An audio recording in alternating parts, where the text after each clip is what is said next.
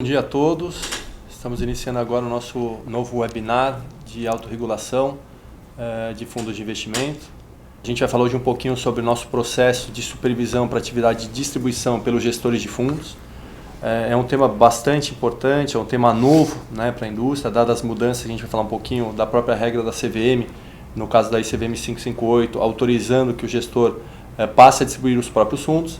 Dessa forma, a gente veio trazer aqui um pouco para vocês da nossa forma de atuação, né, um processo educativo, né, inicialmente, quando a gente vai passar a fazer a supervisão nesses gestores que distribuem.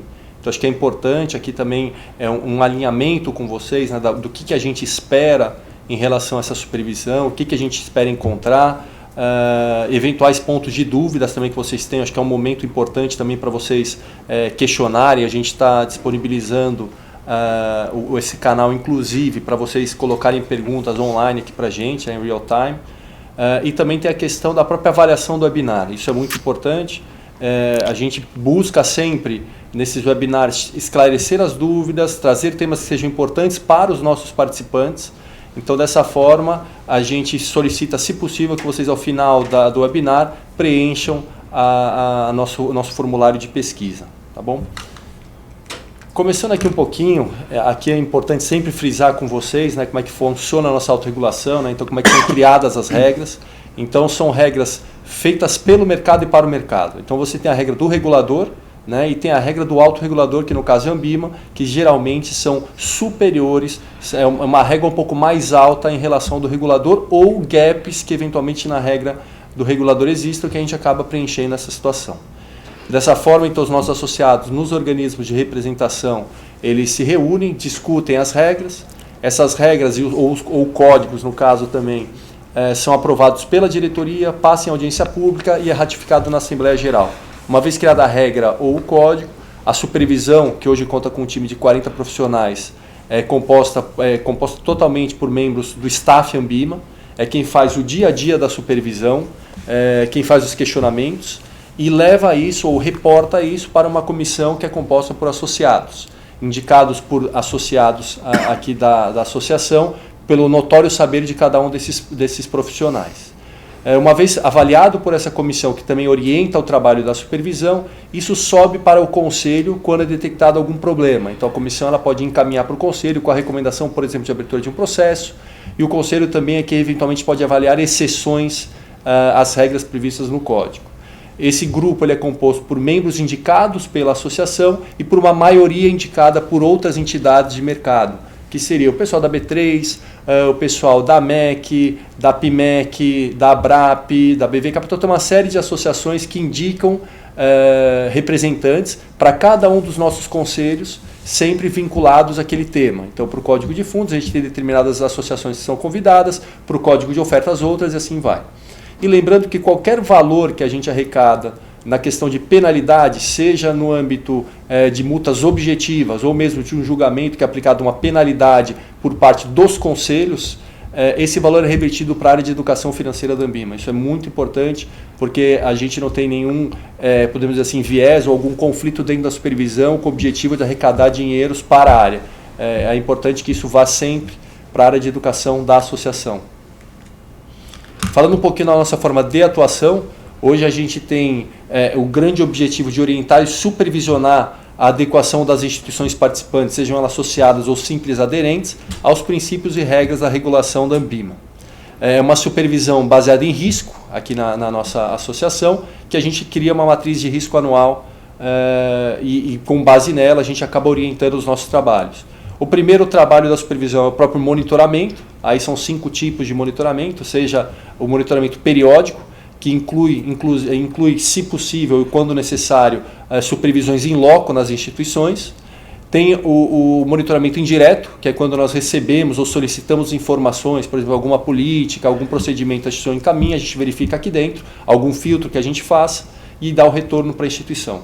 Tem as supervisões temáticas, que aqui é determinado alguns temas relevantes para a indústria, seja por determinação da própria supervisão ou mesmo por indicação da comissão e do conselho, onde nós acabamos fazendo uma supervisão geral de todos os participantes naquele determinado tema.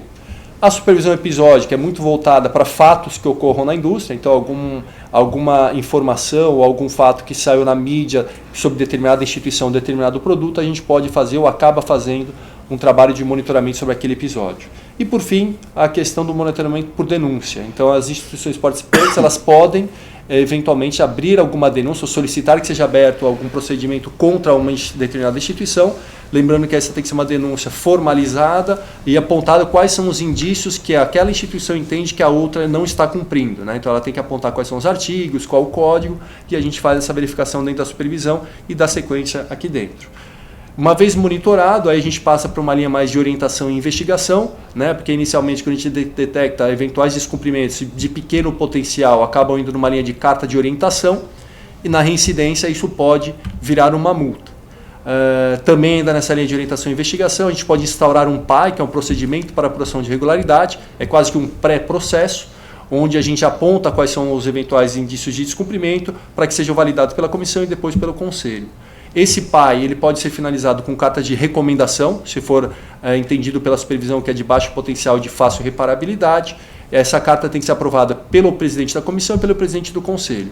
Ou mesmo pode ser celebrado um termo de compromisso, aí no âmbito já do conselho, mas a qualquer momento o participante pode apresentar um termo de compromisso sobre algum determinado descumprimento ou discussão em relação a um descumprimento que foi apontado pela supervisão. E depois da orientação e da investigação, a gente passa pela questão da autuação, que tem a própria multa por descumprimento objetivo, como eu comentei, que muitas vezes é na questão da reincidência da carta de orientação, e tem a questão do processo ou julgamento. Então esse PAI ele pode se transformar num processo no âmbito do conselho e eventualmente isso pode ser julgado pelo conselho se eventualmente não for proposto ou aceito um termo de compromisso ou entender-se que aquilo não cabe um arquivamento. Então isso vai para um julgamento. Todos os nossos processos, a decisão dos processos, seja no PAI, no processo ou mesmo no julgamento, elas são públicas, tá? Então a gente divulga tempestivamente as decisões em relação a processos e semestralmente nós divulgamos as nossas penalidades objetivas. Então se vocês acessarem o site da Ambima, vocês vão ter acesso a todas as decisões de processos, PAI e julgamentos e as multas que nós emitimos para as instituições. Vai sempre uma divulgação resumida, mas ali você entende qual foi o descumprimento, qual foi a decisão ou termo de compromisso celebrado. Lembrando novamente, como eu comentei no slide anterior, todos os recursos arrecadados nessas questões são encaminhados para a questão ou para a área de educação para fins de iniciativas de educação da associação. Aí falando um pouquinho para vocês de um ponto importante, antes da gente entrar claramente na discussão da distribuição pelos gestores, eu queria sempre reforçar com vocês o nosso sistema. Foi um sistema que nós criamos há um pouco mais de 2 anos, que é o Sistema de Supervisão de Mercados, que é o SSM. Ele veio muito para que a gente tivesse mais eficiência e segurança nessa troca de informações, né? Muitas vezes você acaba lidando com informações que você não pode deixar que elas vazem, ou que a gente tenha que ter um controle em relação a quem acessa aquela informação. Então, dentro do SSM, a instituição é ela quem determina as pessoas que vão receber as informações. Então, acho que isso acaba trazendo uma grande segurança e também traz todo um histórico de supervisão, um histórico de ações entre a supervisão e as instituições naquele sistema. Então, a própria instituição ela pode usar o SSM, por exemplo, para mostrar para as auditorias internas que vêm ocorrer que ela tem cumprido os pedidos da Ambima, né? Então ali tem a data que foi encaminhado, quem recebeu ou quem podia ter enviado aquilo, e então tem todo esse histórico, tanto para a supervisão como para a instituição participante. Você acaba tendo uma visão centralizada também do acompanhamento de pedidos e pendências. Então, assim, a instituição, quando ela acessa o SSM, ela consegue enxergar o que eventualmente ela tem de pendência para encaminhar para a supervisão, qual o prazo para ela cumprir aquilo e, eventualmente, quais são os pedidos. Lembrando que sempre que há algum pedido, vocês, os profissionais cadastrados recebem um e-mail de alerta. Então, quer dizer, não é obrigatório que você entre todo dia no SSM, você acaba recebendo um alerta no e-mail informando que há ali um pedido da Ambima. E a partir dali, você acessando, você entende e verifica o que é. A gente recentemente também fez um trabalho para a gente categorizar melhor os nossos pedidos, que muitas vezes são só informativos, não necessariamente algum pedido, alguma ação da instituição. Então a gente conseguiu categorizar melhor a pedido até do mercado. O que é importante falar do SSM, a gente hoje são 7 módulos, mas a gente pretende que a quantidade de módulos ela seja algo contínuo, o crescimento dos módulos seja contínuo. Então é importante que vocês tragam também sugestões tanto de melhoria para os módulos atuais, como de criação de módulos. Tá? Então a gente, claro, tem todo um trabalho interno de verificar do que a gente pode melhorar, mas sempre é importante também receber de vocês esse feedback, seja de melhorias ou de criação de módulos. Tá? O SCM é uma ferramenta criada internamente pela Ambima, desenvolvida internamente pela nossa tecnologia, o que facilita muito essas melhorias ou esses ajustes pontuais que a gente detecte ou que vocês apontem para a gente. Hoje a gente tem quase 4.000 usuários nesse sistema e quase 1.000 instituições que utilizam essa ferramenta. Então é muito importante que vocês se sintam confortáveis com o sistema e sempre que tiverem alguma sugestão, tragam para a gente.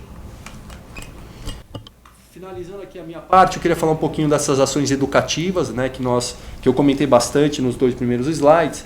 O que é importante? Eu trouxe aqui 2 questões de educação que a gente tem em desenvolvimento ou já consolidado, que uma delas é o nosso curso online sobre código de autorregulação, aqui em linha com a quantidade de casos ou o nível de problemas que a gente começou a detectar durante o nosso processo de supervisão, fez com que a própria comissão e o conselho nos orientasse a ter uma questão educativa ou, de alguma forma, como a gente poderia aproximar algumas questões do código para os nossos participantes.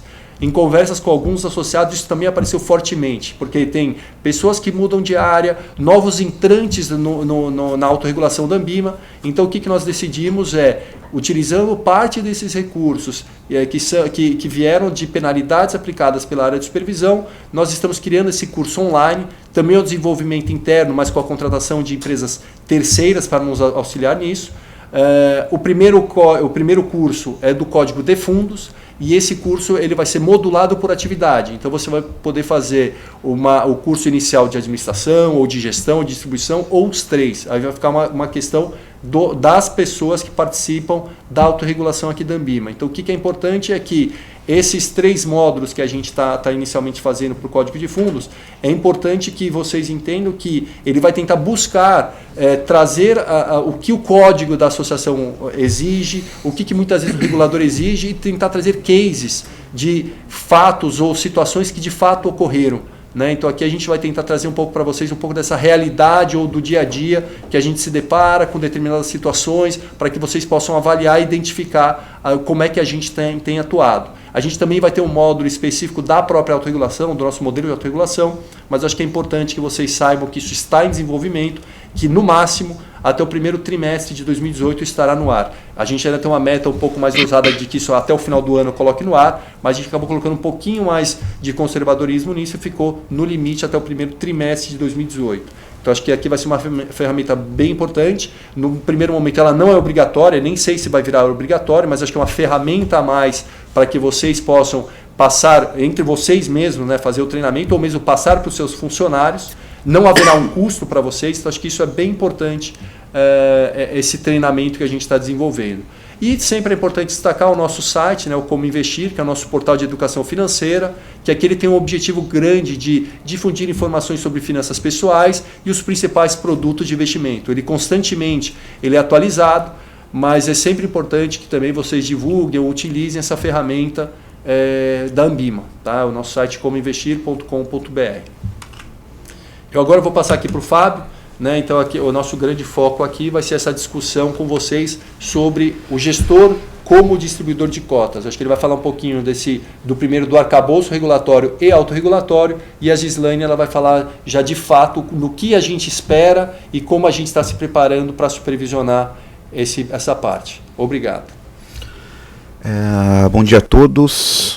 Quero agradecer a participação de todos aí no webinar, dizer que nosso grande objetivo, aqui eu vou fazer uma introdução, como o Guilherme disse, sobre as alterações trazidas pela ICVM 558, a possibilidade do gestor distribuir, vou falar um pouco das regras nossas de autorregulação no Código de Fundos, a necessidade de adesão do gestor, ainda que já aderente como gestor ao Código de Fundos, ele precisa aderir também ao capítulo de distribuição, que traz um escopo de regras específicos, falar um pouco dos números, da quantidade de gestores que já aderiram, a gente tem um número bastante significativo, né?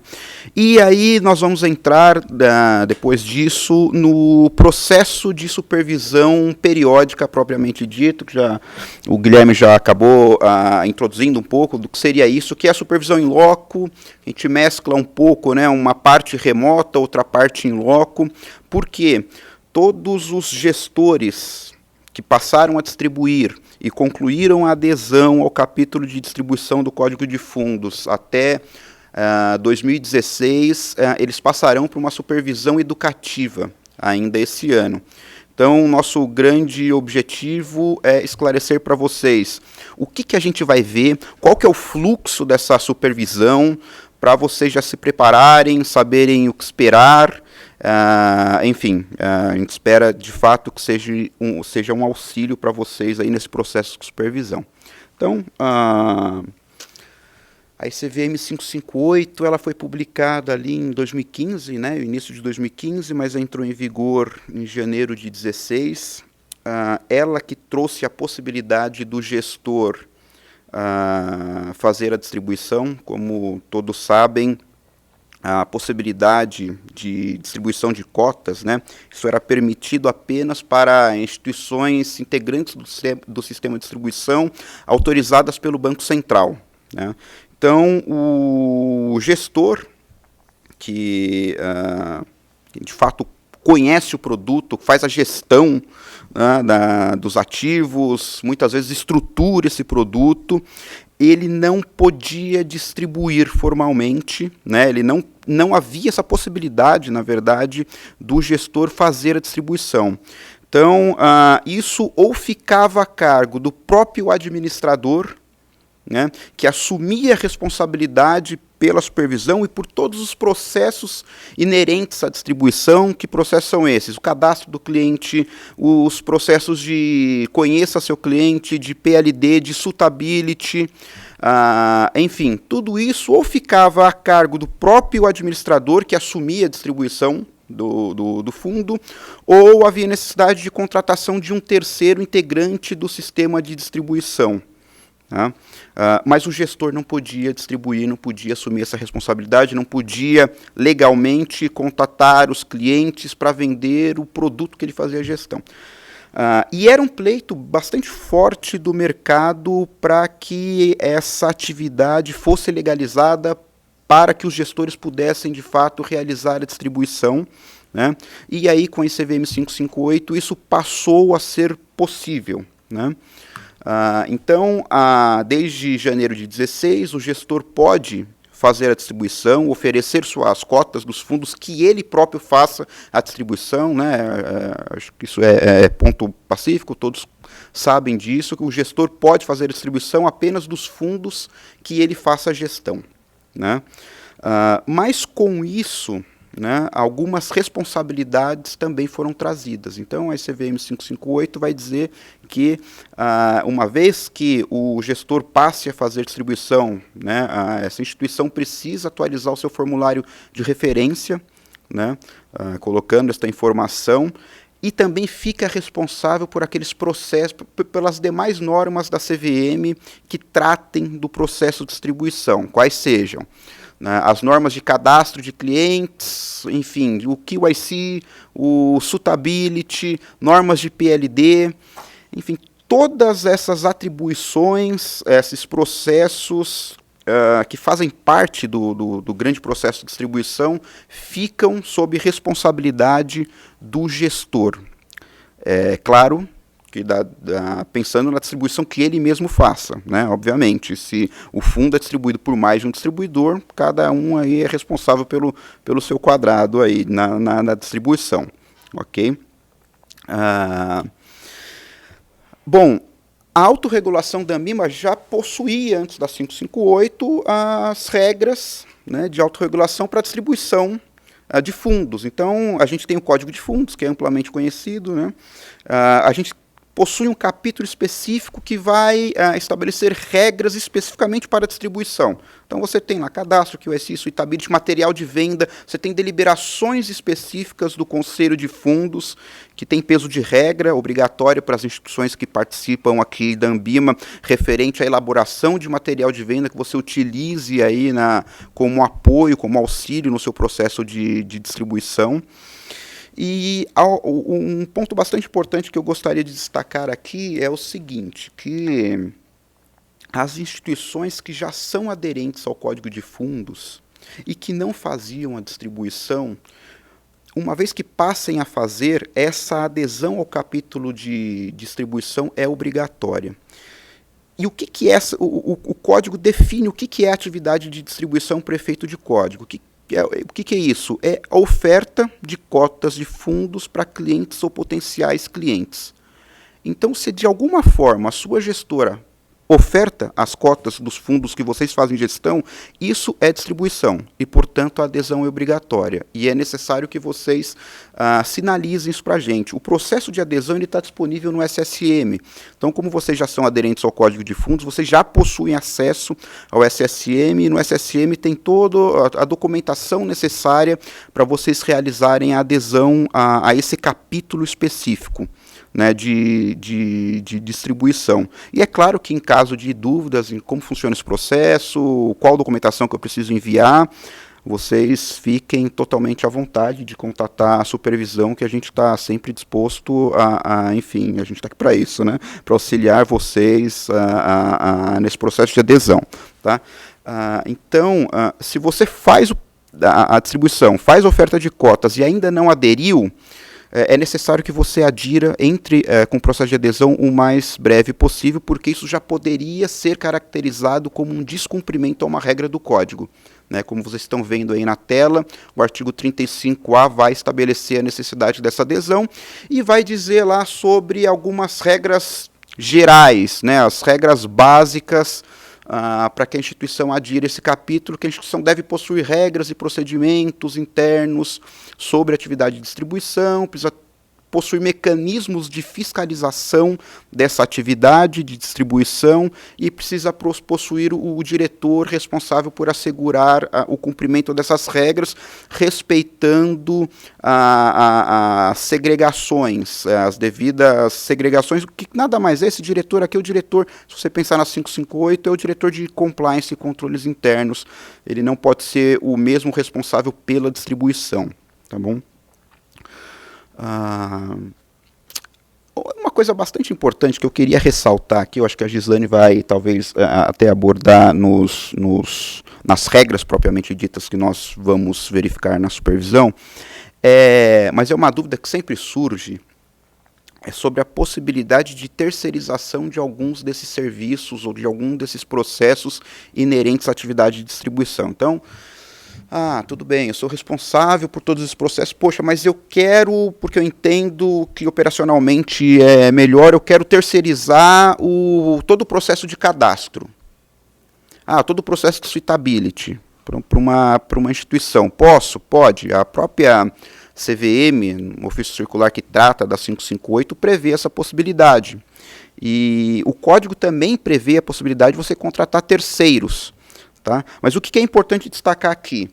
Que a responsabilidade por estes processos é sua, é do distribuidor, que você precisa ter um processo de uma política de contratação de terceiros, você precisa ter um processo de due diligence para verificar se esse terceiro contratado possui uma capacidade para prestar esse serviço e, principalmente, você precisa possuir mecanismos de fiscalização da atividade desse terceiro, sabendo que, por exemplo, né, numa supervisão, se nós encontrarmos de modo bem prático aqui, tá? Qualquer tipo de irregularidade, no cadastro que foi realizado pelo terceiro, o apontamento ele é levantado para a instituição aderente ao código que terceirizou, no caso, o gestor distribuidor. Então, a responsabilidade é sua, você também tem a responsabilidade de ter todos esses processos de due diligence e de fiscalização da atividade desse terceiro. Tudo isso a gente vai ver na supervisão. Né, se você, caso, obviamente, você terceirize alguns desses serviço. E outra coisa bastante interessante, há um tempo atrás no Congresso de Fundos a gente teve um painel sobre a atividade de distribuição, né, pelos gestores, né. O que foi comentado lá aqui é uma grande mudança, né. Antes da 558 você tinha o distribuidor, o administrador, a figura muito forte como grande responsável por todos os processos, você tinha os demais prestadores meio que como coadjuvantes no processo, né, como um todo de fundo de investimento. Então você imagina que você, gestor distribuidor, pode delegar uma atividade de cadastro, por exemplo, para o administrador. E a gente vai verificar se você está fiscalizando o seu administrador no que diz respeito especificamente a essa atividade que está sob sua responsabilidade também. A gente entende sim que há uma corresponsabilidade, porque o administrador acaba sendo, né, o responsável por todas as contratações, no final das contas, mas você, como distribuidor habilitado a distribuir cotas daquele fundo, você tem responsabilidade sobre esses processos, por mais que eles tenham sido delegados ou terceirizados ao administrador, por exemplo, né. Bom, falar um pouco do processo de adesão, bem em linhas gerais, né. Então, em 2016 nós fizemos um mapeamento de todos os gestores que já passaram a distribuir ou tinham intenção de passar a distribuir. A gente seguiu acompanhando essas instituições e já iniciamos o processo de adesão. Aqui, se não me falha a memória, são que concluíram o processo de adesão em 2016 e, portanto, vão passar por supervisão periódica educativa esse ano. A gente tem ali, acho que são 28 gestores, tá? Que esse ano entrou muito mais, eu vou mostrar os números, mas basicamente como que aconteceu o processo? A gente fez esse mapeamento, né? A gente fez um processo de supervisão onde esse gestor, ele encaminhou algumas políticas para a gente, ele encaminhou a declaração de que possuía processos e mecanismos suficientes para prestação da atividade de distribuição, como QIC, cadastro, suitability. A gente avaliou as políticas dessas instituições. A gente pediu também a relação de profissionais que iriam fazer a distribuição, nome CPF, para verificar as devidas certificações, enfim. A gente fez uma pré-análise, portanto, né, nesse processo de adesão. Identificamos pontos a corrigir, sempre lembrando que nesse processo, dependendo do tipo de possível irregularidade que a gente encontre, existe a possibilidade da instituição firmar um termo de adequação, né? Firmando o termo de adequação, isso não inviabiliza a adesão. Então, a instituição, vamos supor que a política de suitability dela não estava completa, o processo faltava lá alguma exigência que o código põe que não estava tão ok. Então, você pode firmar um termo de adequação, se comprometendo a corrigir. Como que você vai corrigir e qual que é o prazo, que geralmente ali fica, dependendo do apontamento, 30, 45, dependendo do apontamento, até 60 dias, né, para correção. A gente acompanha essa correção, mas uma vez aceito o termo de adequação, você já é considerado aderente ao código. Então, aqui um pouco dos números, são os números consolidados até agosto agora de 17. A gente teve 112, aqui só os gestores, tá? Por quê? Porque você tem DTVMs, corretoras aderindo em todo momento o capítulo de distribuição, mas como a gente está falando de gestores e distribuidores, para vocês terem uma noção, a quantidade de gestores e distribuidores que iniciaram o processo. 112, é um número bastante significativo, né? Desde 2016 até agosto agora. Desses, 87 já concluíram o processo de adesão, 47 precisaram firmar termo de adequação, que a gente vai acompanhando, 40 estavam ok, né, as regras básicas e mínimas para adesão já estavam ok desde do início, ou acabaram, a gente encontra um apontamento ou outro, mas que durante o próprio processo de adesão a instituição já corrige, né. 20 estão em análise, né, todo momento está entrando aí, a gente está recebendo bastante pedido de adesão de gestores para o capítulo de distribuição, e 5 foram canceladas. O que é isso? No meio do processo, a instituição acabou ou mudando de ideia em relação a realizar a distribuição agora, ou mudaram de ideia de fato, não tem mais intenção, nem previsão de quando irão passar a realizar a distribuição. Tá? Meu último slide aqui, eu quero, antes de passar a palavra para a Gislane, entrar mais no assunto que eu acho que é o grande objetivo desse webinar, né? Então, pensando nessas 28 instituições que vão receber a supervisão periódica agora, né, a gente já iniciamos, né? Eu vou falar um pouco de forma macro de como que é esse processo de supervisão periódica. Como que ele funciona, quais são as etapas, quais são os prazos que as instituições têm. E depois a Gislane vai abrir ponto a ponto.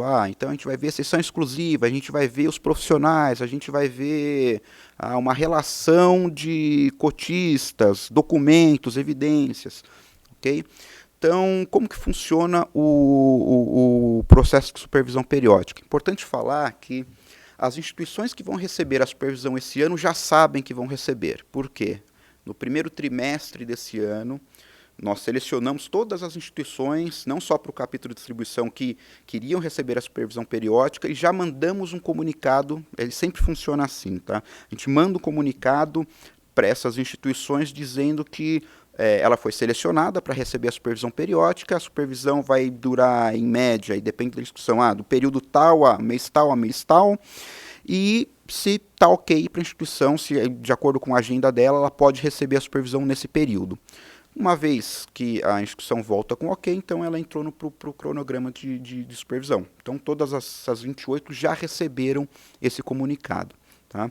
Então, chegando nesse mês, por exemplo, tem uma instituição que a gente diz que iria iniciar agora em setembro. Então, em setembro, primeira etapa, a gente vai enviar um questionário para essa instituição, e esse questionário possui perguntas voltadas para o processo de distribuição que você tem, pensando bastante nas regras que a gente tem no código, e também uma lista de documentos prévios que a instituição precisa levantar e encaminhar para a gente. Então, recebendo este questionário, a instituição vai ter 20 dias úteis, 20 dias úteis para responder todas as questões, levantar as documentações e enviar para a gente. Uma dica que é bastante importante, tá? A gente aconselha que vocês sejam o mais detalhista possível na resposta, tá? Porque isso vai poupar, por exemplo, a necessidade de questionamentos adicionais. Né? Se você for bastante detalhista na sua resposta, a gente vai conseguir entender melhor o seu processo, e isso vai economizar tanto tempo nosso quanto tempo seu depois, porque você não vai precisar receber um questionamento adicional se a gente pegar uma resposta muito abrangente que a gente fique com dúvida do seu processo. Então, você tem 20 dias úteis para responder, seja o mais detalhista possível, né? Bom, enfim, a gente vai receber esse seu questionário, nós vamos avaliar as respostas, os documentos, e a gente tem 5 dias úteis para enviar um questionamento adicional para você. Tá? Você vai receber esse questionamento adicional e vai ter aí já bem filtrado. Tá? A gente vai avaliar tudo, só que a gente tiver dúvida, ou tem alguns testes que nós fazemos que dependemos desses documentos prévios. Então, a gente vai mandar só o que a gente tem dúvida ou algum teste adicional, com base nessa documentação prévia que você enviou no segundo questionário. Vai receber esse questionamento adicional, vai respondê-lo e enviar para a gente. Tá? A gente avalia, né, tudo isso e agenda a visita em loco, a gente passa para a segunda etapa aqui. Então, a gente vai agendar, a gente vai propor algumas datas com horário, para a gente ir até a instituição e conhecer vocês pessoalmente, quem que faz, quem que é o diretor, ver a estrutura da instituição. Você disse que tem um procedimento de cadastro tal, tal, tal e tal. Deixa eu ver o seu procedimento, quem que faz, abre a tela, é um sistema? Deixa eu ver o seu sistema. Mas conhecer mesmo a estrutura da instituição, ver as pessoas, ver o local, ver os sistemas. Né? Se a gente tiver alguma dúvida, porque a gente sabe que às vezes esse processo de escrever, a gente não consegue explicar da melhor forma algum procedimento, então acho que é bastante rica, né, essa visita em loco, para a gente dirimir qualquer tipo de dúvida e também para vocês nos conhecerem. Acho que isso é bastante importante também, vocês conhecerem a Gislane, pegarem o contato da Gislane, saberem que qualquer dúvida que vocês tiverem depois, ao longo da vida aí na Ambima, vocês podem me ligar para a Gislane, que vocês têm pessoas desse lado também para atender vocês. Acho que isso é bastante positivo em relação a essa visita em loco. Tá? E aí, caminhando para o fim, né, da supervisão, com base em toda a documentação que vocês enviaram na visita que nós fizemos em loco, a gente vai elaborar um relatório, que é o relatório preliminar ainda, onde a gente vai colocar todos os apontamentos que porventura a gente acabe encontrando durante a supervisão. Que basicamente o que é? É o que diz o código, o que nós observamos e por que isso é um descumprimento. Tá? A gente fazendo esse relatório preliminar, a gente envia para você, na verdade a gente vai agendar um call de encerramento para bater todos os pontos.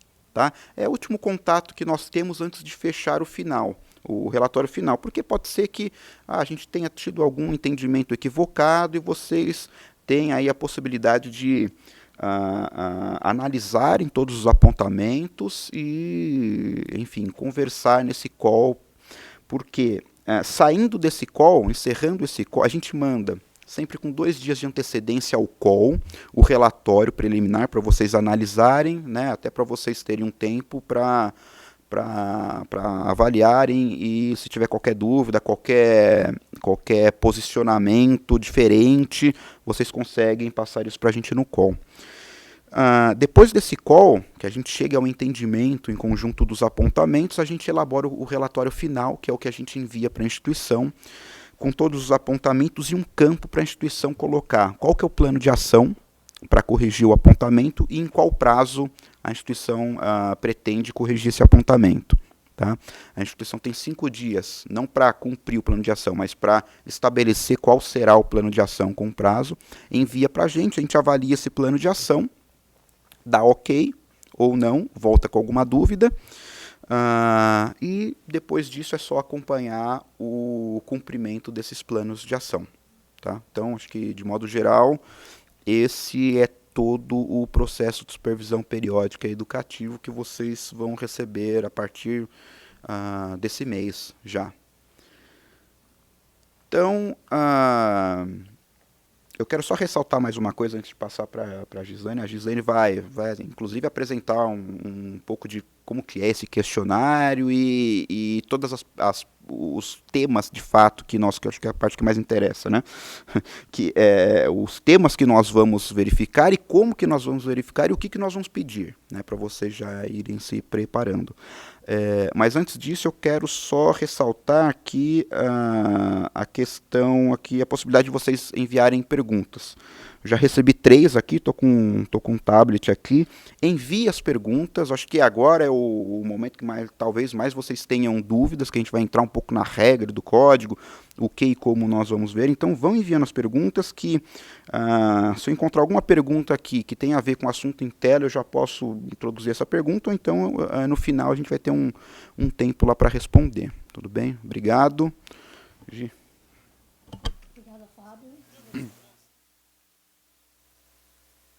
Agora, né, irei falar da parte específica da supervisão periódica, que é o envio do questionário. Como o Guilherme falou, né, até para manutenção do histórico, tanto pelas instituições quanto para a Ambima, nós vamos enviar esse questionário, o questionário da supervisão, lá pelo SSM, bem como, né, a solicitação de todas as evidências que vão, aí, no caso, subsidiar o trabalho da supervisão periódica. esse é o modelo, né, do questionário de supervisão. Esse questionário ele é dividido em tópicos, né, tópicos gerais com perguntas específicas. A gente trouxe um exemplo aí para vocês de uma primeira questão, né, da área responsável, por exemplo, por assegurar a observância das normas interna, a aderência, né, das regras internas, regulação vigente, autorregulação. E logo abaixo, né, lá no final do questionário, tem já uma solicitação, a gente solicita uma evidência relacionada a essa pergunta. Então, o que a gente espera, né, no questionário? Que na resposta à instituição ela seja bastante detalhista, como até o Fábio já falou anteriormente, e que a evidência, o que nós vamos verificar? Olhar a resposta da instituição como seu relatório emitido, ou sua evidência, a evidência enviada. Se a instituição, por exemplo, nesse caso especificamente apresentado aí na tela, se a instituição ela não tiver propriamente dito um relatório de controles internos, mas tiver qualquer outro documento que mostre, né, que ela tem essa periodicidade de avaliação dos seus processos, que a instituição testa os seus processos, as suas atividades. Então, na verdade, é isso que a gente precisa, né, que a gente solicita que a instituição nos envia. Lembrando também que esse questionário ele é customizado de acordo com as informações prévias que temos das instituições. Então, em outro momento, até nesse processo de adesão, a instituição nos enviou, por exemplo, uma série de documentos. Então, na hora de enviar este questionário, o analista responsável pela supervisão, né, na instituição vai também fazer uma avaliação prévia de todos os documentos enviados na adesão e, enfim, solicitar, né, documentos caso a instituição tenha atualizado, por exemplo, a política de suitability, os fundos, né, que fazem a distribuição, que eu entrarei mais no detalhe no decorrer dos slides. Como até o Fábio já tinha dito anteriormente, nós, né, vamos enviar a pergunta para a instituição e também vamos solicitar uma série de evidências que para nós testarmos alguns processos, verificar mais detalhadamente os processos e entender os processos da instituição. Então, o que usualmente a gente solicita, né, a relação de cotistas, a relação de profissionais que faz a distribuição. Claro que eu vou entrar no detalhe também no decorrer da apresentação, o organograma, o relatório ou a evidência do trabalho, evidenciando, né, de controle que a instituição faz, as políticas de QAC, cadastro, suitability e a lista de fundos que a instituição faz a gestão e que, adicionalmente, também a distribuição. Agora serei mais específica com relação aos itens que nós vamos, né, verificar mesmo na instituição. Só, antes de entrar nos itens específicos, queria colocar uma pergunta aqui. Perdão, não estava ligado o microfone. Antes de entrar nos itens específicos, eu quero colocar uma pergunta aqui que a gente recebeu sobre o processo ainda de periódica, né? Então, foi perguntado aqui se existe a possibilidade da gente conversar com a instituição antes da visita em loco. Essa é uma dúvida que geralmente, para não ficar, eu acredito que a preocupação da pessoa poxa, senão vai ficar só na questão do questionário, a gente não tem nenhuma via para conversar. Às vezes eu coloquei no questionário, mas eu quero esclarecer alguma coisa que está no questionário.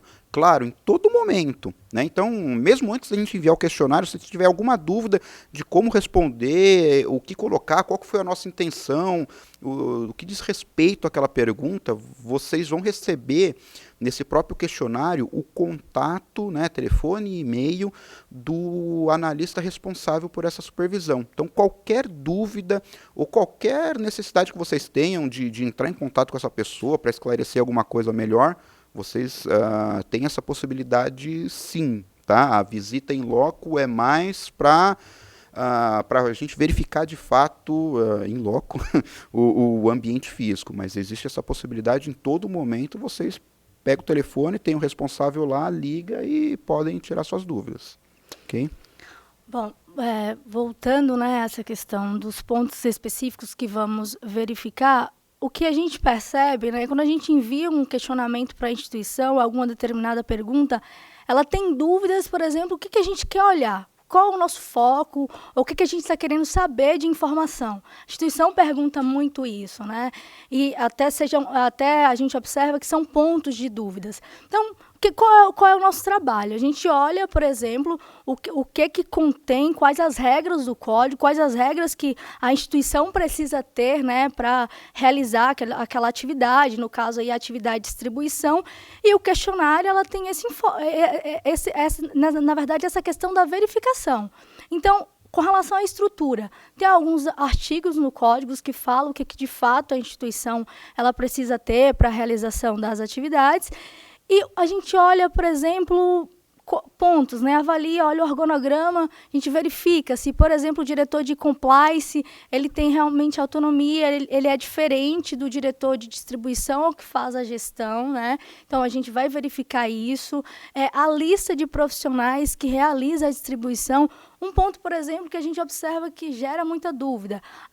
Eu sou o diretor de distribuição, não vou atuar na distribuição, eu preciso ter a certificação pertinente da distribuição, eu tenho a CGA, eu preciso ter? Não. Se ele de fato não for falar com o cliente, se ele não for prospectar esse cliente, prospectar o cliente para aplicação, ele não precisa da certificação. Agora, se ele de fato for realizar essa atividade mesmo de distribuição, ele precisa da certificação pertinente. E o que hoje é uma certificação mesmo para distribuição? CPA 10, né, que é para público em geral, né, classificação da própria instituição, CPA 20 para alta renda e, no caso, a CEA também aceita, a CFP. Então, são certificações que a gente vê e entende como certificação aí para a realização da atividade de distribuição.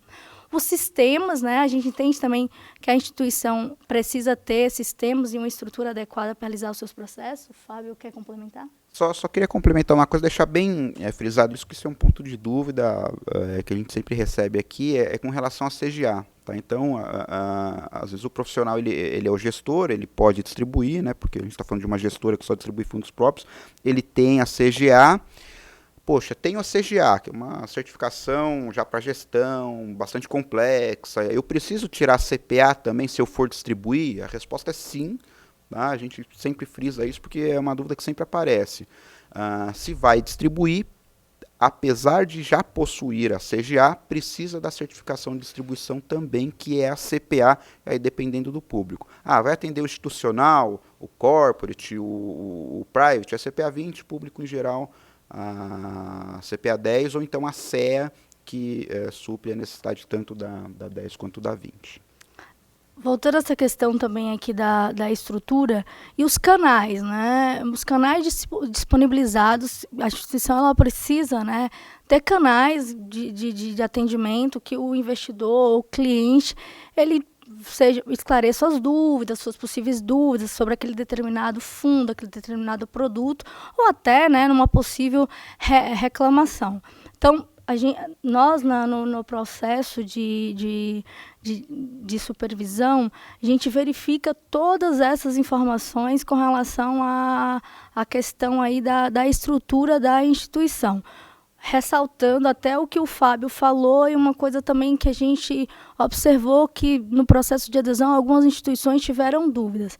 A distribuição, as atividades de cadastro, QAC e Suitability podem ser terceirizadas, lembrando que a responsabilidade é no caso do distribuidor, isso até está no ofício 10, divulgado pela CVM, em 18 de 12 de 2015, na linha 67, se vocês quiserem dar uma olhada lá para consultar.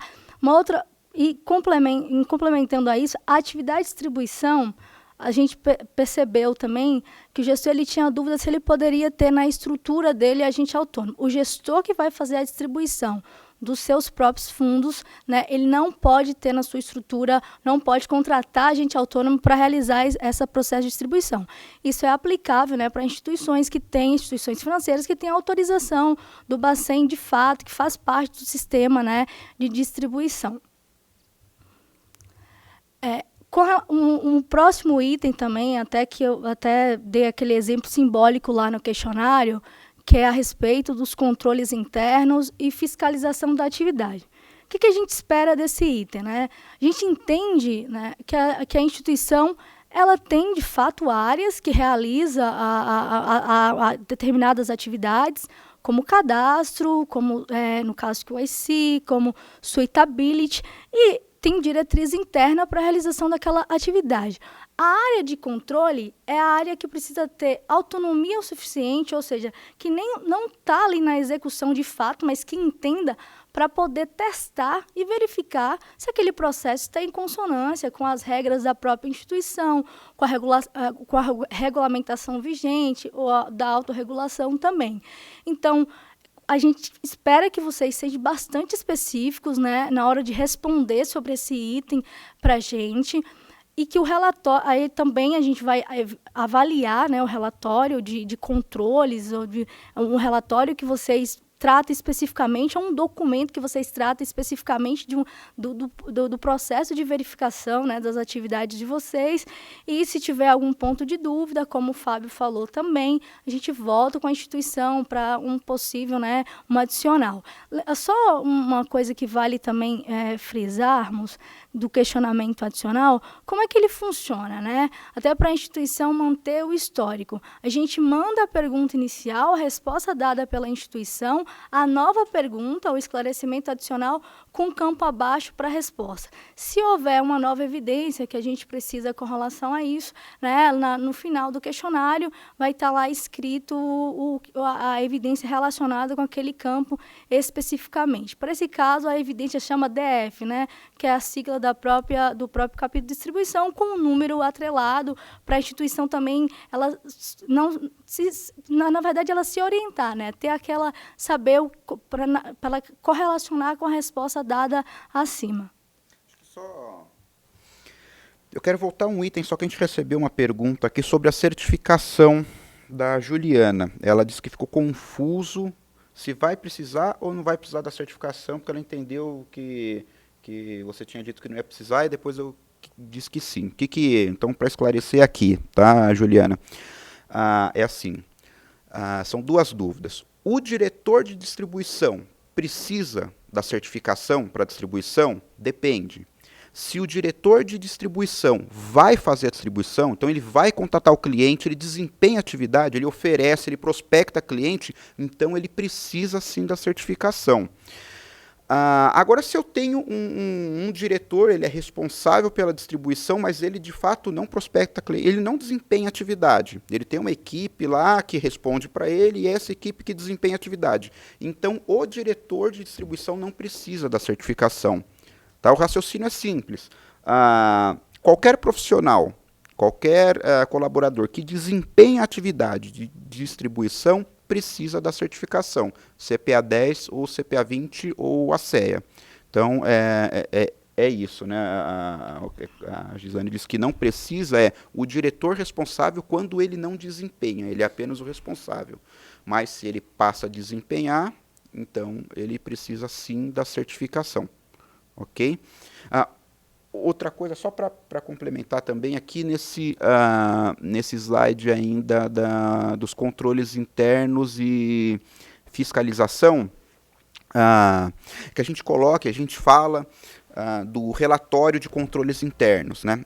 Esse não é um documento exigido pelo código, tá? A gente só queria deixar isso bem claro. A instituição tem um relatório de controles internos. A gente está citando assim como exemplo. O que existe no código é a exigência de que a instituição possua um diretor responsável por verificar a aderência da instituição às regras e também que ela possua mecanismos de fiscalização da atividade de distribuição. Nesse sentido que nós vamos olhar, como já bem dito pela Gislane, essa instituição possui esses mecanismos de fiscalização. Aqui não é para confundir com o processo em si. Então, a instituição tem um processo de suitability. Ela tem, está lá, ok. O que a gente está falando aqui é qual área, controles internos, compliance, enfim, independente, verifica se esse processo de suitability está sendo, de fato, aplicado e obedecido pelo pessoal do front, por exemplo, pelo pessoal do comercial. E com qual periodicidade que você faz essas avaliações?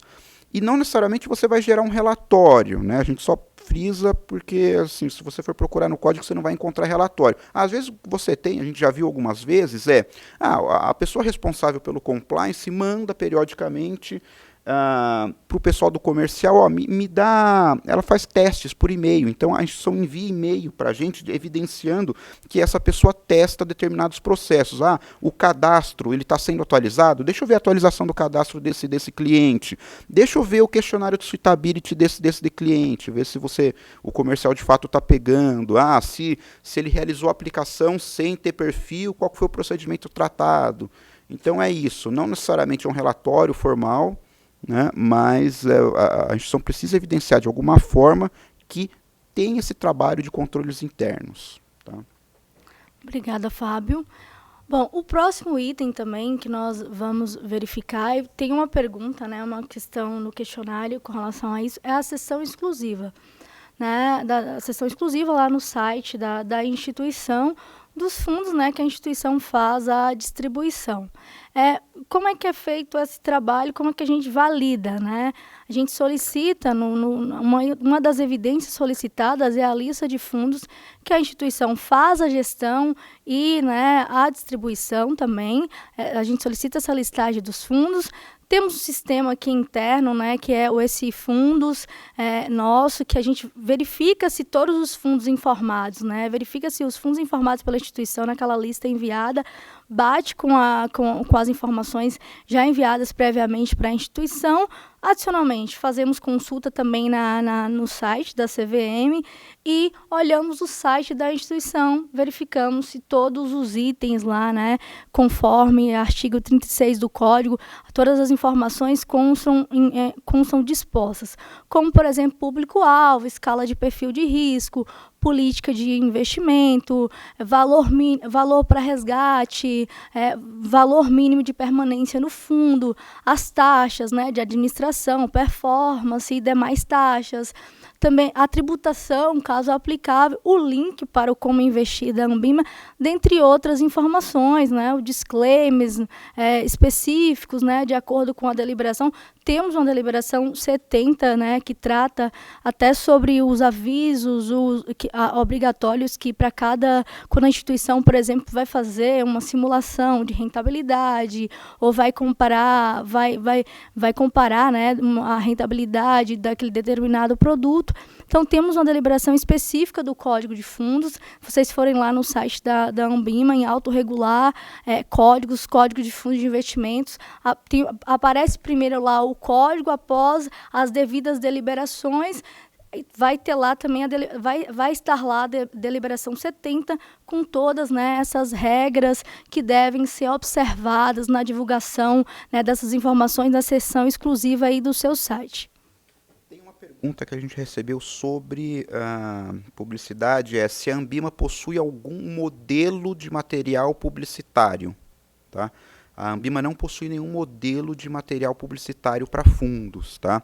O que é bastante importante que, ao elaborar um material publicitário... é bastante importante aqui delimitar uma coisa que me ocorreu agora, que é o seguinte...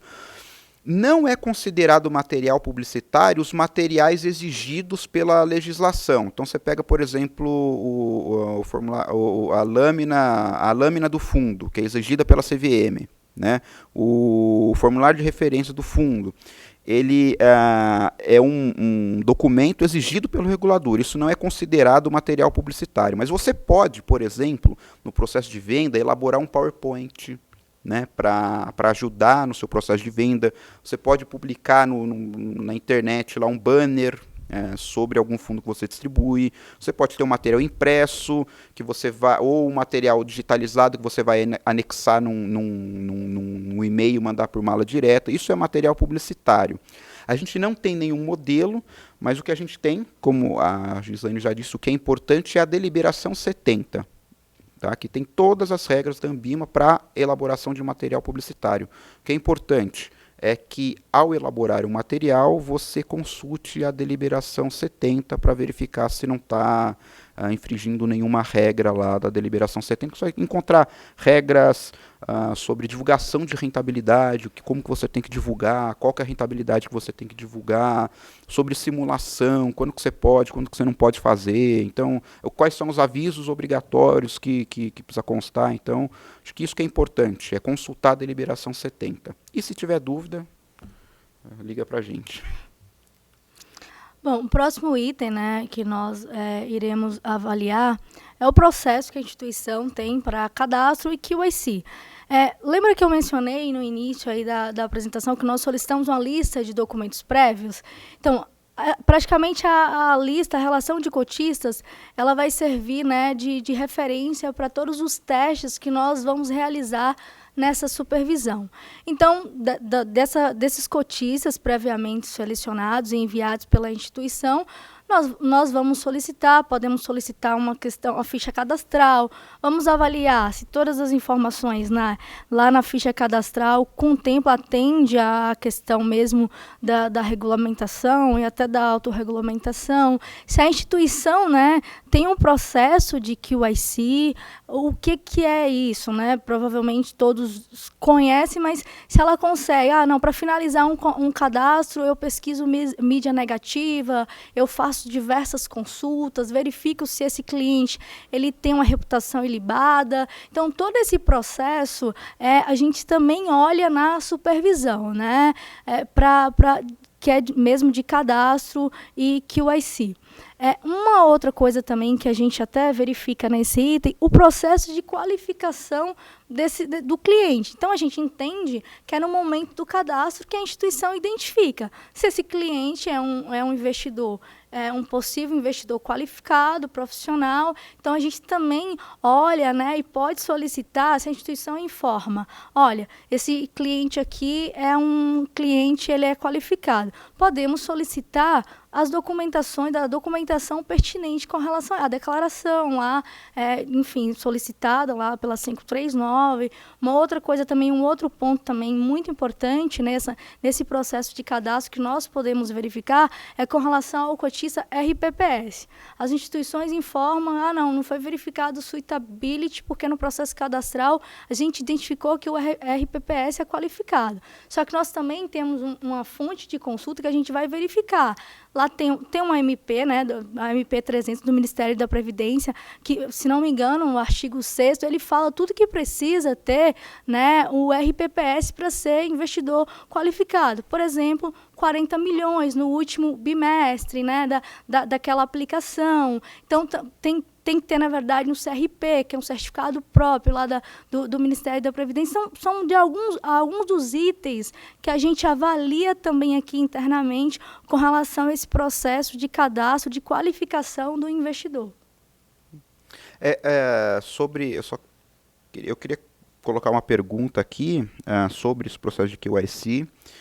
Mas antes, só ressaltar um pouco mais sobre a questão do RPPS, né? Porque o que a gente tem verificado, em alguns casos, fundos distribuídos, fundos destinados a investidores qualificados, distribuídos para esse público, né? Por que a gente está ressaltando a RPPS? Porque a 539 estabelece uma regra diferente para a verificação desse público, se ele é ou não qualificado. Ela remete para o Ministério da Previdência. Então, bem em linhas gerais aqui, né? A 539 vai dizer que é investidor qualificado quem? Quem tem 1 milhão investido no mercado e assina aquela declaração específica, que é um anexo da própria 539, e o profissional é quem tem 10 milhões, e assina, em se tratando de pessoa física e pessoa jurídica não financeira, né?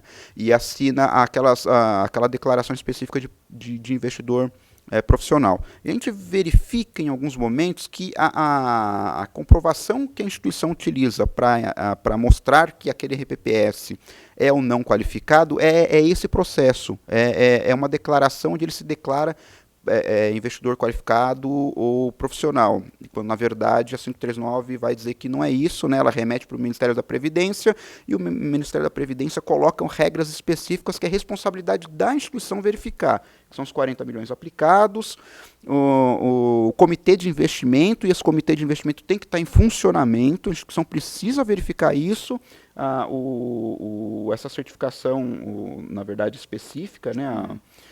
de que o RPPS está em dia com as suas obrigações em relação às regras do Ministério da Previdência. Então, é bastante importante vocês que distribuem para esse público fundos destinados a investidores qualificados observarem esses procedimentos, porque eles são diferentes do público em geral. E a pergunta que é feita aqui é o seguinte, eu vou resumir, toda a minha documentação de cadastro, de QIC, de PLD, eu tenho que usar a minha própria, eu gestor distribuidor, de suitability, né? Já foi colocado na pergunta também. Eu tenho que usar a minha própria, eu tenho que ter uma metodologia própria, eu tenho que usar a minha documentação ou eu posso usar a do administrador? A ideia aqui é que você use a sua. Tá? Você precisa ter o seu processo, você precisa ter a sua documentação, porque para evitar coisas do tipo, por exemplo, imagina que a gente já verificou, a gestora fazia gestão de fundos que eram administrados, por exemplo, por 2 administradores. Então você tinha um administrador e outro administrador e ela distribuía os 2 fundos. Então, se ela usar, por exemplo, o processo de suitability dos administradores, no limite, o mesmo cliente que aplicar nesses 2 fundos pode ter um perfil completamente diferente aqui e ali. E como a gente já disse, a responsabilidade é do distribuidor. Então, o código remete ao distribuidor. Você precisa ter a sua documentação, o seu processo. Ok? É isso. Passando para o próximo item, né, que até já foi frisado pelo Fábio, com relação ao material publicitário, né, e os documentos obrigatórios do fundo. Nós, baseado também na relação dos cotistas enviados, a gente vai solicitar o termo de adesão dos cotistas, enfim, os materiais, né, da instituição elaborados para venda, né, o material publicitário, que pode ser uma apresentação utilizada numa reunião com fim, né, comercial, que a instituição utiliza para captação de clientes, ou qualquer outro material de venda, né, utilizado pela instituição. E a forma, né, que a instituição dá conhecimento ao cotista, ou onde a instituição disponibiliza as informações do local mesmo, dos documentos obrigatórios do fundo ao cotista. Então, a gente vai avaliar, né, com relação a esse ponto especificamente, o que a gente espera? Que os materiais elaborados estejam em conformidade com a própria deliberação, né, a deliberação 70, e também que todos os cotistas, né, tenham o termo de adesão e tenham conhecimento de todos os materiais, né, obrigatórios do fundo. Acabei de receber uma pergunta aqui que não ficou clara a questão da documentação do QIC ou suitability. Pode ou não pode usar o do administrador?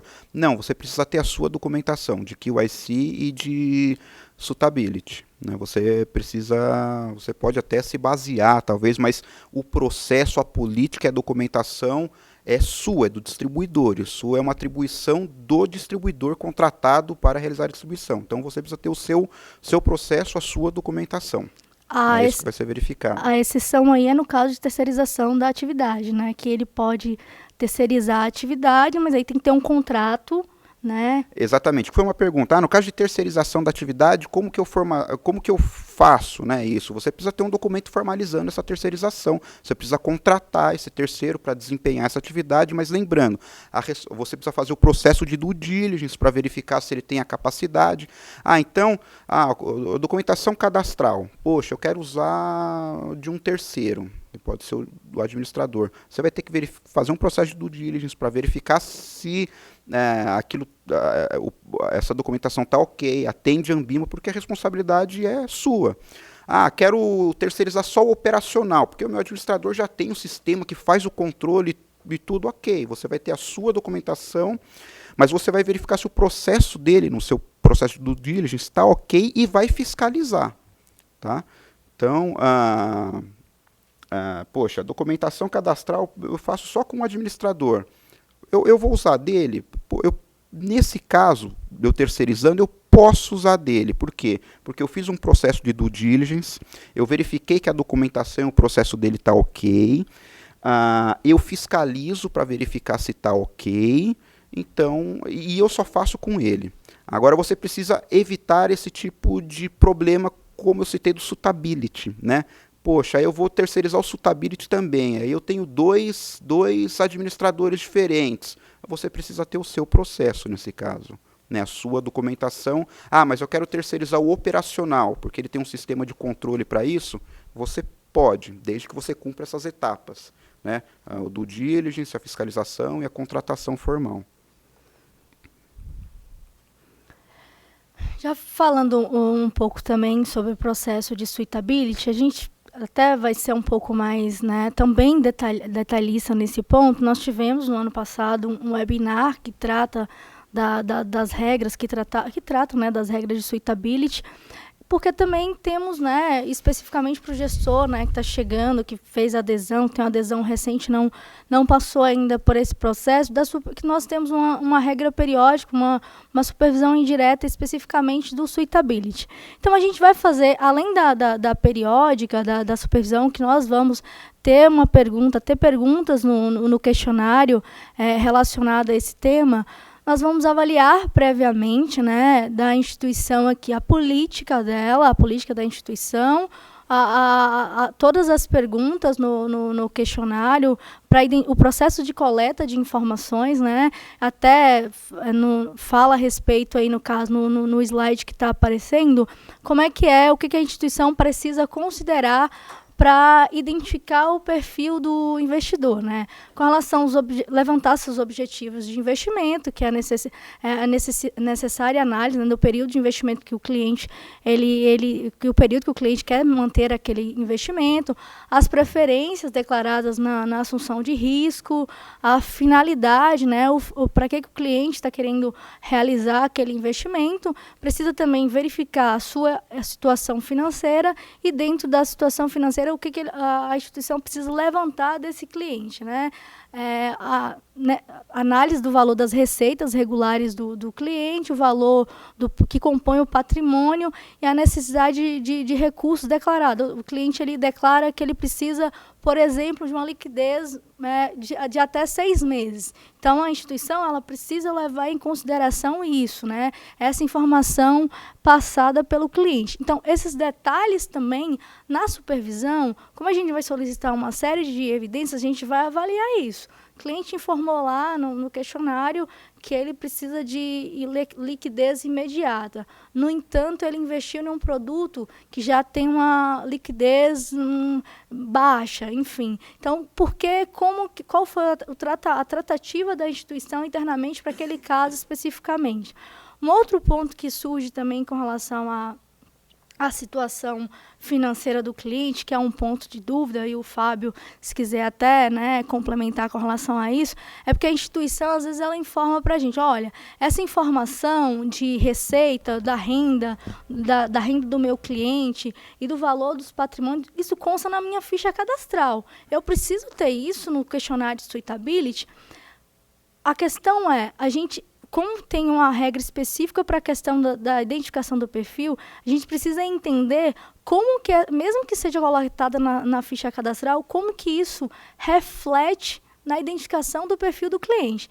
Então, se a instituição tem uma forma de ponderar isso, que essa resposta lá, a informação da ficha cadastral reflita no seu perfil, ok, vamos entender, a instituição precisa mandar isso para a gente, enviar o racional, né, a sua metodologia, o porquê daquela classificação, mas desde que, né, faça aí o sentido.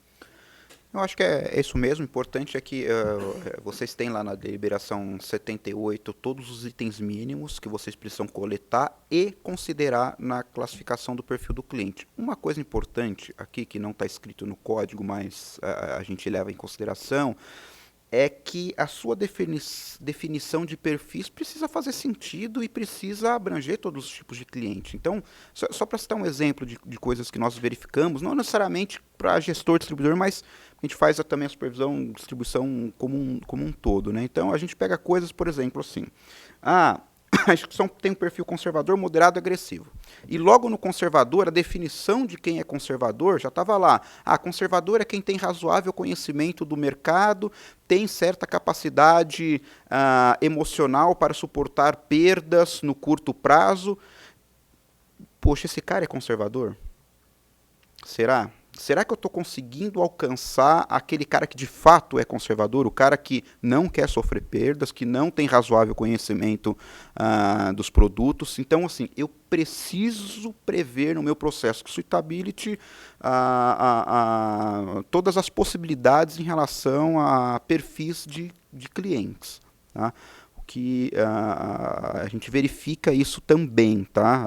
Isso não tem nenhuma regra específica, mas o espírito da regra é esse. Eu preciso coletar informações que eu consiga chegar num perfil fidedigno do meu cliente. Inclusive, no questionário dessa instituição, você tinha lá perguntas que o cliente respondia. Se ele tinha conhecimento do mercado, você tinha opção lá. Não possuo, possuo razoável, possuo pleno conhecimento. Quais são as suas preferências declaradas em relação à assunção a risco? Não quero correr muitos riscos, eu quero correr riscos, aceito até determinada perda para superar um pouco o CDI, por exemplo. Eu posso correr riscos para obter ganhos maiores no curto, médio ou longo prazo. Então, a própria definição de cliente conservador poderia contraditar algumas opções que o cliente respondia no questionário dela, porque se ele respondesse que não queria correr risco, que precisava de liquidez no curto prazo, que não tinha muito conhecimento, eram opções válidas no questionário, quando eu olhava para a definição de perfil, a instituição não tinha previsto um perfil adequado a essas respostas. Logo, o que isso impacta de modo prático? Estou falando um monte de coisa aqui, mas de modo prático, o que é? Que o cliente podia responder essas questões dessa forma, que de acordo com a definição dela, ela poderia vender um produto que sujeitasse o cliente a riscos no curto prazo. Porque a definição de conservador dela é essa, o que a gente entende que não está adequado. Ok? Só complementando, né, essa questão da identificação, do processo de coleta aí de informações do cliente, né, a instituição precisa levar em consideração também o conhecimento do cliente, né, identificar os produtos e as operações que o cliente tem familiaridade, o seu histórico de realização de operação, bem como sua formação acadêmica. Sempre bom lembrar que a atualização do perfil é a cada 24 meses, então a instituição não pode passar desse prazo, né, para atualizar também o perfil de suitability do cliente.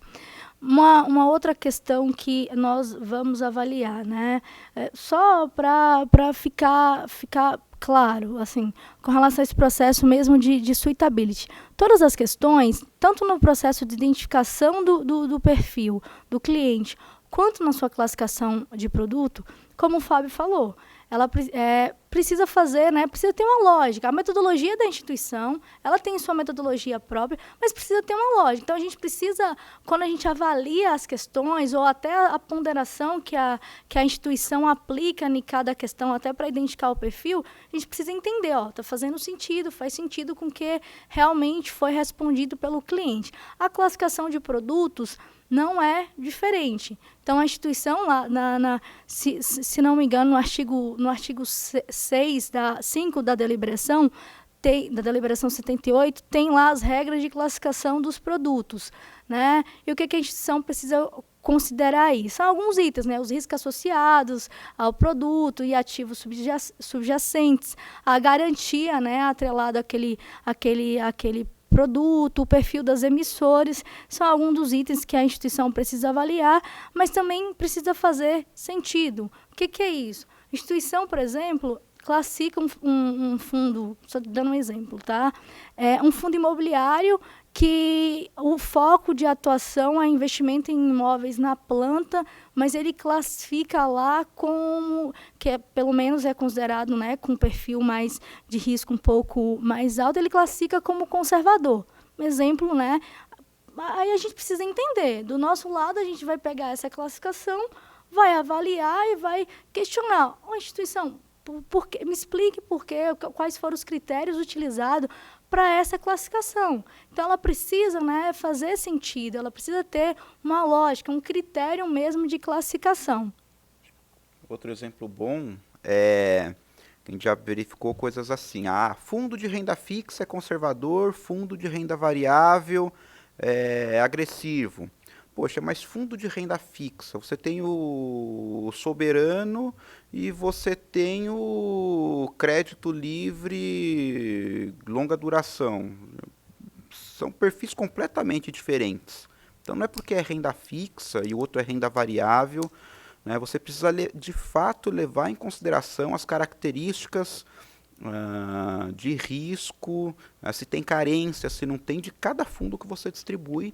E o que a gente vai verificar, só ressaltando aqui o que a Gislaine já apresentou, é qual que foi o seu racional. Então a gente vai pegar na sua lista de fundos, como que cada um está classificado e com base em quais critérios você classificou. Isso precisa fazer sentido.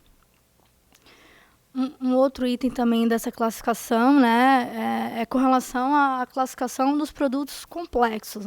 No artigo 9 e 10 da deliberação, ela fala de alguns itens que a instituição precisa levar em consideração aí para classificar os produtos, né, complexos. São produtos considerados, né, com uma difícil precificação, tem uma liquidez baixa, a sua estrutura é diferente, então ele tem uma robustez na estrutura que é difícil entendimento para o público em geral, então geralmente é um critério que deve ser levado em consideração aí no processo de classificação desses produtos. Tem uma pergunta ainda que a gente acabou de receber aqui, ó, sobre o prazo de 24 meses. Acho que para atualização, né, tanto do produto quanto do cliente. Ele passa a ser exigido a partir de qual momento? Ele passa a ser... você deve contar a partir da última classificação que você deu para esse produto ou a partir da última vez que você coletou as informações desse cliente, que você atribuiu um perfil a ele. Então, o que é esperado? Aderir ao capítulo de distribuição, vou distribuir. Você já precisa ter todos os seus fundos classificados para fim de suitability. Você classificou isso em algum momento. Você precisa reavaliar num prazo não superior a 24 meses em relação à última classificação que você deu, tanto para o cliente quanto para o produto. Algo também, né, que precisa ser tratado pela instituição e é o que a gente observa também, ponto de bastante dúvida, né, com relação ao item de vedações. Quando a instituição ela pode ofertar ou não um produto para o cliente? Ela deve ofertar o produto ou pode ofertar quando o produto for compatível à classificação do seu perfil. Então, logo a gente pode concluir que ela é vedada de ofertar produto se o perfil do cliente estiver desatualizado, se o perfil do cliente não foi aferido, o cliente não forneceu as informações mínimas necessárias, ou que o produto, né, o fundo tem um perfil de risco superior ao perfil do cliente. E aí, se o cliente, né, mesmo ele a instituição tendo todo esse processo, ela não oferta, ela não tem esse processo de ofertar em caso de inconsistência, mas o cliente de livre e espontânea vontade foi lá, eu quero aplicar em um determinado fundo. A instituição tem por, né, dever alertar esse cliente das inconsistências citadas acima, alertar das possíveis, né, inconsistências, deixar claro para ele. E aí, no caso, se ele quiser seguir com o investimento, coleta uma declaração, né, do cliente, declaração expressa. Essa declaração expressa, o nosso entendimento é que pode ser escrita, pode ser via ligação gravada, desde que a instituição tenha mecanismo de, se porventura haja uma solicitação dessa evidência, ela tenha forma de buscar essa evidência e mostrar isso, tanto para o autorregulador quanto para o regulador, ou via e-mail de cadastro, né, do cliente, ele informando daquela possível inconsistência. Outra questão também que eu falei com relação ao item de suitability, anualmente, né, as instituições, nós temos uma regra periódica até com relação a isso, elas precisam enviar para a gente o laudo, né, com as informações, com o espelho, uma foto do 31/12. Elas têm até... Atualmente, a regra é até o último dia útil de março de cada ano. Então, no último dia útil de março, a instituição envia informações do ano de referência anterior. que é, né, os clientes que realizaram movimentações, o cliente que tem o perfil identificado, os clientes que realizaram movimentações e que não tinham perfil de risco, né, identificado, perfil de suitability identificado, os clientes que realizaram movimentações com perfil desatualizado e desenquadrado, e também tem um campo lá no próprio laudo para cada uma dessas inconsistências, as declarações coletadas do cliente, né, que hoje é por categoria de ativos mobiliários. Essa categoria também é de classificação né, da instituição. Então, só para deixar claro esse item. 10 clientes realizaram operações que desenquadraram, né? Ou seja, o perfil de risco é maior do que o perfil do risco do produto é maior do que o perfil do cliente. Então, a instituição coletou a declaração, então ela vai ter um campo abaixo para informar a quantidade de declaração coletada. Se as 10 declarações foram coletadas, tem um campo abaixo para ela informar isso, né? Enviar também essa informação aqui para nós. Você quer...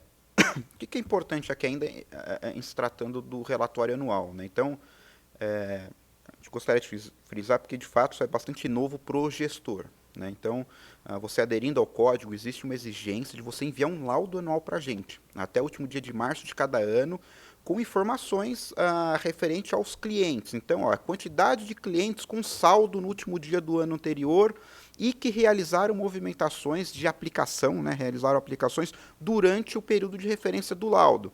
E aí, quantos clientes, desses clientes, quantos têm perfil, quantos não têm perfil, quantos estavam enquadrados, quantos estavam desenquadrados, quantos assinaram declarações. Isso pressupõe um controle. Se você deixar para fazer isso assim, na última hora, talvez você nem consiga puxar essas informações. Tá? É algo que a gente gostaria de frisar bastante aqui, porque prevendo que em março do ano que vem você vai ter que mandar para a gente um laudo referente a esse ano, você já precisa ter uma forma e pensar em mecanismos para coletar essa informação, e a gente vai verificar isso também na supervisão, né? Como que você... qual que é o seu processo para elaboração do laudo, né? Bom, acho que é isso. Só vale, né, até ressaltar com relação a uma informação desse laudo, isso também está na deliberação, que ele precisa ser revisado pela área de auditoria interna ou compliance. Então, é importante que esse laudo seja revisado, né, no caso para os gestores, né, o compliance revisa aí, ou se tiver, no caso, uma auditoria interna também. Então, um ou outro, ele precisa, uma dessas áreas precisa revisar esse laudo aí para enviar para a gente. A questão do suitability, então, nós iremos avaliar a política da instituição, né, a versão mais atualizada, verificar se a instituição aborda todas as possibilidades lá, todos os critérios, que conforme a deliberação 78 do Código, né, de Fundos, aquele mesmo caminho que eu falei anteriormente com relação à deliberação 70, naquela relação de cotistas, né, é uma evidência, a gente vai realizar alguns testes, solicitar o questionário preenchido, a carteira atual do cliente, verificar se essa carteira está enquadrada ou desenquadrada e qual foi a tratativa da declaração da instituição com relação a isso. Que tratativa é essa, né?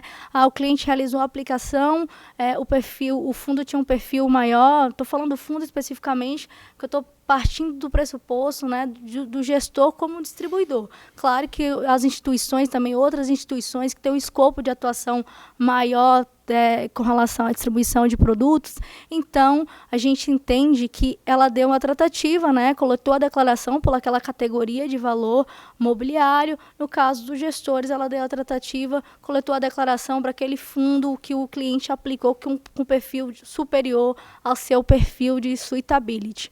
Então, isso que nós vamos verificar, os relatórios anuais, que nós já falamos, né, a questão do laudo, a política de treinamento sobre esse tema de suitability. Por que é importante isso, né? O que a gente entende? Que o comercial, quem fala, a ponta treinada, a ponta realmente que vai falar com o cliente, ele entendendo que ele precisa ter um processo prévio para ofertar esse produto, né, a instituição, ela dirime alguns riscos, como, por exemplo, o cliente aplicar em um produto que não é compatível com o perfil e gerar uma insatisfação nesse cliente futuramente, ou uma possível, né, reclamação, enfim. Então, essa é a ideia mesmo, né, essa é a ideia inicial de toda essa verificação. É isso, acho que... eu queria só ressaltar uma coisa, não sei se a gente até recebeu uma pergunta em relação a isso que eu vou dizer agora, que é o seguinte, vocês perceberam que um dos testes que nós fazemos, a gente vai pedir lá no primeiro questionário que nós enviamos, uma relação, então é uma planilha em Excel que vocês vão preencher com as informações das últimas aplicações ou últimas entrada de clientes que vocês tiveram nos fundos que vocês distribuem em um determinado período. Então, sei lá, nos últimos 6 meses, para esses 5 fundos aqui, entrou um cliente em cada fundo, e cuja distribuição foi feita por você, obviamente, né? Se teve entrada de cotista ou captação, mas por um outro distribuidor, aí está fora do escopo da supervisão que nós estamos fazendo na sua instituição, né? Mas você vai enviar. Então, qual que é o nome, CNPJ do fundo, qual que é o valor da aplicação, a data da aplicação, o perfil de suitability desse cliente. Com base nisso, a gente vai pedir alguns testes no questionário adicional. Então, vou selecionar um cliente e vou pedir, me dá o questionário de suitability preenchido por este cliente. Me dá qual que é a carteira deste cliente, a composição da carteira. Então, ele tem fundo, está 50% em fundo de renda fixa, 50% em fundo de renda variável. Então, você vai precisar me dar essa composição, quais fundos que ele aplicou aí com você. A documentação cadastral desse cliente, o kit cadastral preenchido por ele, as consultas que você fez no processo de QIC, a gente vai pedir. Se você utilizou algum material de venda nessa prospecção, para você enviar para a gente. E aí tem a questão, poxa, e a questão do sigilo? Né? Eu vou abrir consulta de QIC, eu consulto o nome dele no Serasa, eu pego o documento do cliente, preciso mandar isso? Por isso que a gente está colocando sempre uma informação aí. Informações sigilosas, elas podem ser tarjadas. Então, se a instituição... É sempre importante ressaltar assim, que todos os funcionários da supervisão da Anbima, nós assinamos um termo de confidencialidade de todas as informações que nós recebemos. Há toda uma questão de segregação aqui, então inclusive nosso superintendente aí, a gente fica dentro de um aquário totalmente segregado, só a supervisão tem acesso a isso, a gente assina esse termo de confidencialidade, então tem toda uma preocupação com relação a isso. Mas caso a instituição, o jurídico da instituição, entenda que alguma informação sigilosa ela não vai querer mandar para a Anbima, você pode mandar essa documentação para a gente, mas tarjado. Então, o nome, número de documento, qualquer coisa que identifique quem é o cliente, você pode tarjar sem problema nenhum. O que a gente precisa é do código interno que você usa aí para o seu cliente. Então é o cliente ABCD123. Tudo bem, é o código que você usa, porque depois eu consigo fazer o link. O cliente ABCD123 tem esse questionário de suitability preenchido e eu consigo bater. Mas aí nossa intenção não identificar quem que é, mas identificar que você está observando as regras do código, está coletando o questionário de suitability, está fazendo as consultas de QIC, que são exigências do código. Quem é o cliente, isso para a gente não faz diferença, você pode se entender melhor, pode tarjar sem problema nenhum. Só antes até de finalizar, o Guilherme tem mais algumas considerações aqui sobre a base de dados, né? Algumas informações, aí a gente parte para as perguntas e respostas que possam aí surgir. Bom, pessoal, queria agradecer bastante o acompanhamento de vocês desse nosso webinar, agradecer o Fábio e a Gislane pela boa apresentação, na minha opinião. Espero que vocês tenham gostado e esclarecido dúvidas. Ainda vamos abrir um período adicional de perguntas e respostas.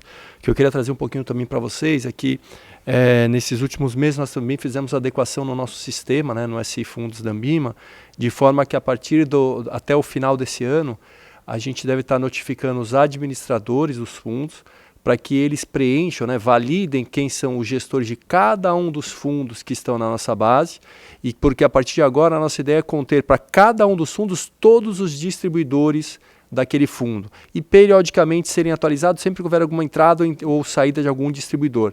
Então não é somente específico para o caso do gestor distribuidor, a Ambima ela quer ter essa informação que hoje a gente não tem conhecimento que o mercado tenha, que é termos uma base de dados onde a gente tem uma série de informações do fundo, inclusive todos os distribuidores dele. Eu acho que isso vai ser muito importante para o mercado, até para eventualmente a gente ter informações, estatísticas sobre essa indústria.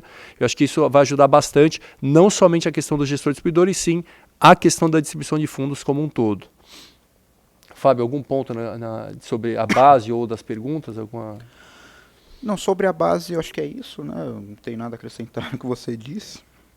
E a gente tem algumas perguntas, tá? Então, a primeira pergunta que eu quero responder é se o PowerPoint vai ficar disponível. Vai lá no site da Ambima, na área eventos, né?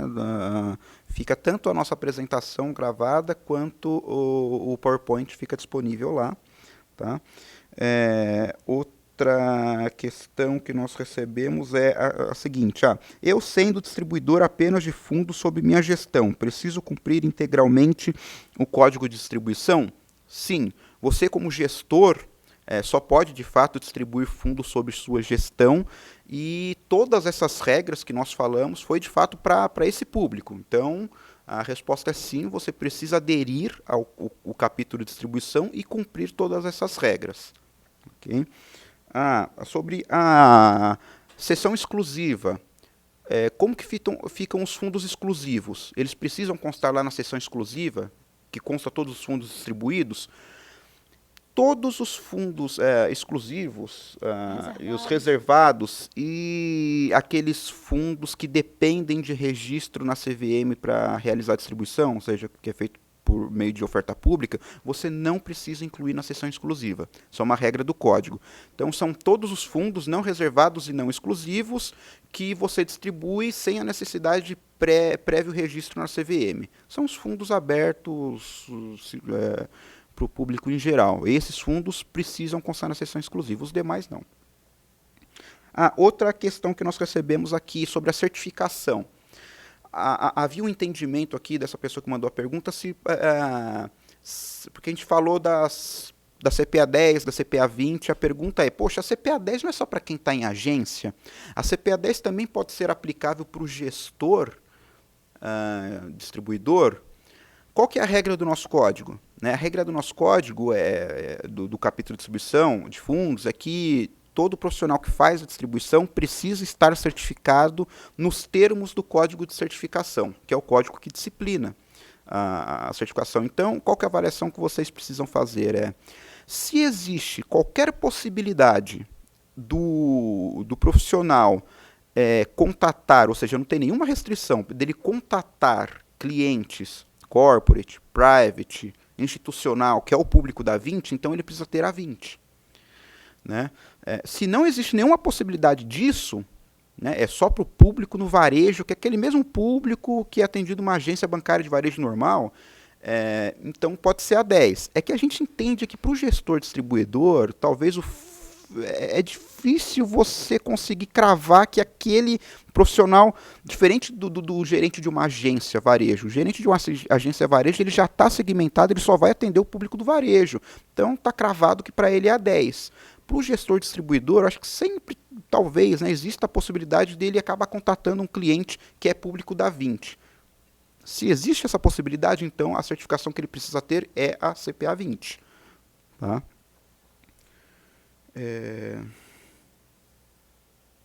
Deixa eu ver se tem mais. A gente recebeu várias perguntas aqui. A gente, infelizmente, não vamos conseguir responder todas agora, mas a gente responde depois. A gente consegue enviar a resposta diretamente para você que fez a pergunta. Eu acho que é isso de modo geral. Existem algumas outras perguntas que a gente vai precisar avaliar aqui, que são várias, e a gente vai responder, mas que eu acho mais que a gente poderia tratar aqui, já tratamos. É isso, eu queria mais uma vez, então, agradecer a todos que participaram. A gente espera grandemente que isso tenha contribuído para o entendimento de vocês, como que vai ser a supervisão, o que vocês vão precisar se adequar, o que não vão precisar se adequar. E, mais uma vez, eu queria ressaltar que, em caso de qualquer dúvida, a gente tem esse foco bastante educativo também, né, Guilherme? Vocês entrem em contato com a gente está à inteira disposição de vocês, porque o objetivo não é sair levantando apontamentos, mas o objetivo da Ambima é que as instituições sejam fortes, para que o mercado seja forte. Então, acho que o papel educativo é bastante forte nosso. Tudo bem? Eu queria só, enfim, eu já tinha encerrado, mas eu me lembrei de mais uma pergunta que temos aqui, eu queria dizer aqui, que foi perguntado o seguinte: se a gente vai fiscalizar nesse processo de supervisão a fiscalização das instituições sobre os terceiros contratados, e se a gente vai pedir evidência disso? Sim, né, conforme foi dito aqui, essa é uma atribuição. Então, se você do distribuidor, se você terceiriza algum serviço, você precisa fiscalizar, precisa ter evidência disso, e a gente vai ver isso na supervisão in loco também. Ok? Obrigado. Obrigado, pessoal. Obrigada, pessoal.